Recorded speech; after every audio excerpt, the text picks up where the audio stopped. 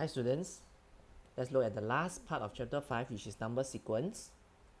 So in this case, you're asked to find the number, use the number pattern and find what are the next few terms, which is quite straightforward.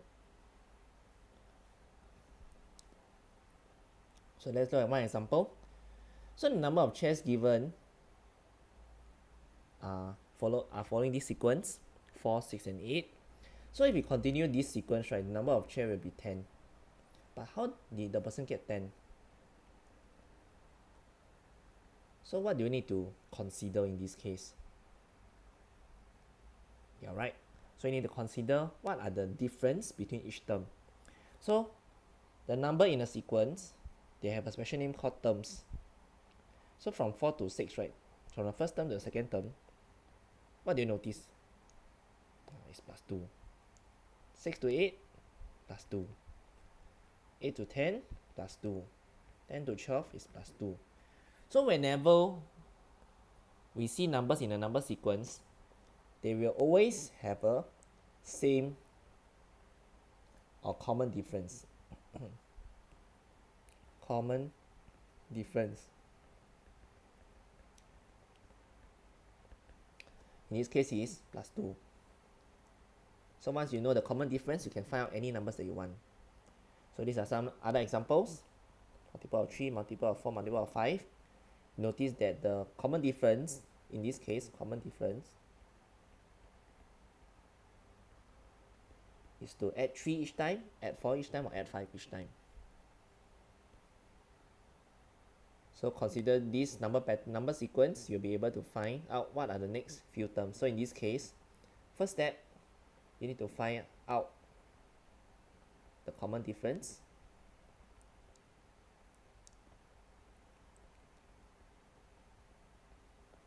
And they must be the same between the numbers. So once you can find this out, then you'll be able to use this common difference.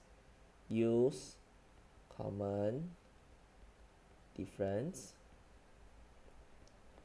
to find, in this case it asks you to find the next two terms, which is the 6th term and the 7th term. So what will it be? It's plus 3, so it's 20 and 23. Alright? So it's quite straightforward, and this is the one that you should score well. So let's look at your workbook example. Okay, similarly, 5D, you are asked to find the next 3 terms for the following number sequence. So let's recap. What is the first step we need to do whenever we see a number sequence question? First step.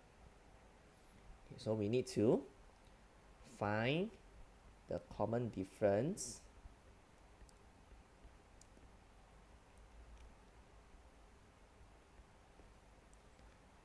Once you know the common difference, then you can use it.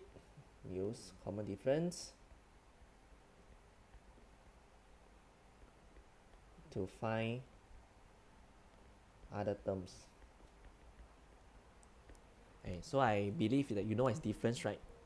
You know what to do with difference, right? So it's minus, minus. Okay, so let me try the first one for you.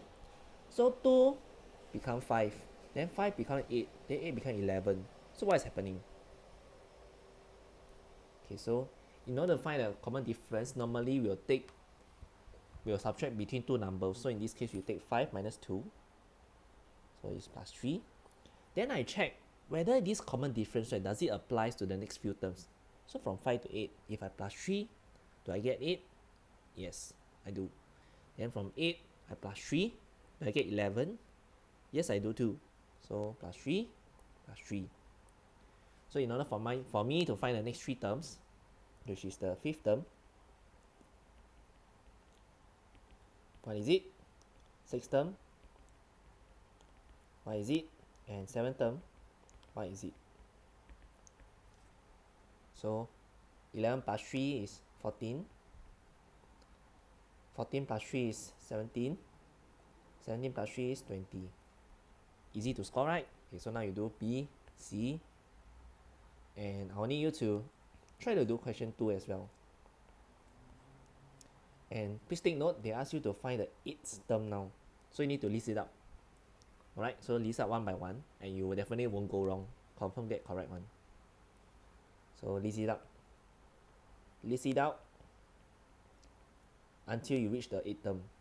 Until 8th term. The next one. Okay, so question 3 and 4 is nothing new. We have already done it in the previous part on writing formula. Similar to evaluating formula. So same thing. They tell you that any term in the sequence n is given by this expression 4n plus 7. That means even if you take any number, like for example, if I want to find the first term, I will put in, so let's say they ask you to find the first 3 terms, right? So if I want to find the first term, it means that n equals to 1. So the n over here represents the position of the number in the sequence. Position of number in sequence.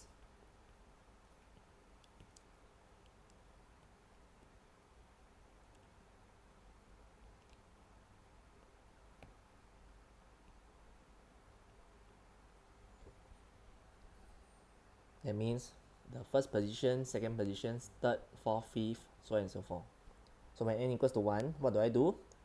I'll just, since n is given to us, so I replace n with a bracket.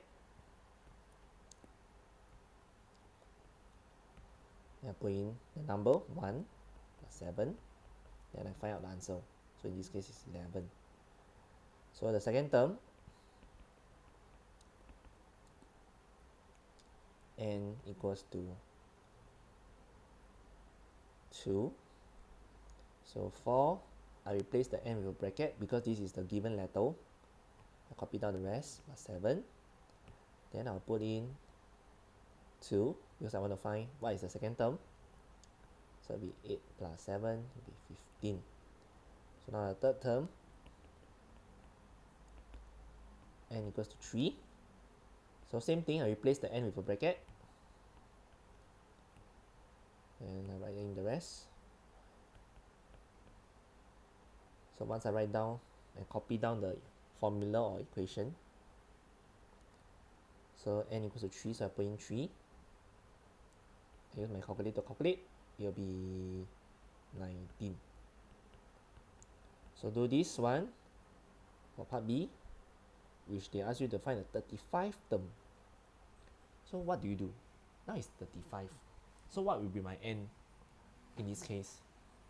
So when you're given a formula, right, it's easier because you don't have to count one by one. So imagine that you need to count all the way to 35 terms. You'll be taking too long. So this formula here or exponential here, it allows us to calculate any terms that we want to find the fastest way just by replacing the n with the position of the number that we want to find. So I'll leave you to do question 4 as well. And this is it. We are done with chapter 5. So stay tuned to chapter 6, which is the last chapter of our WA2. Thank you.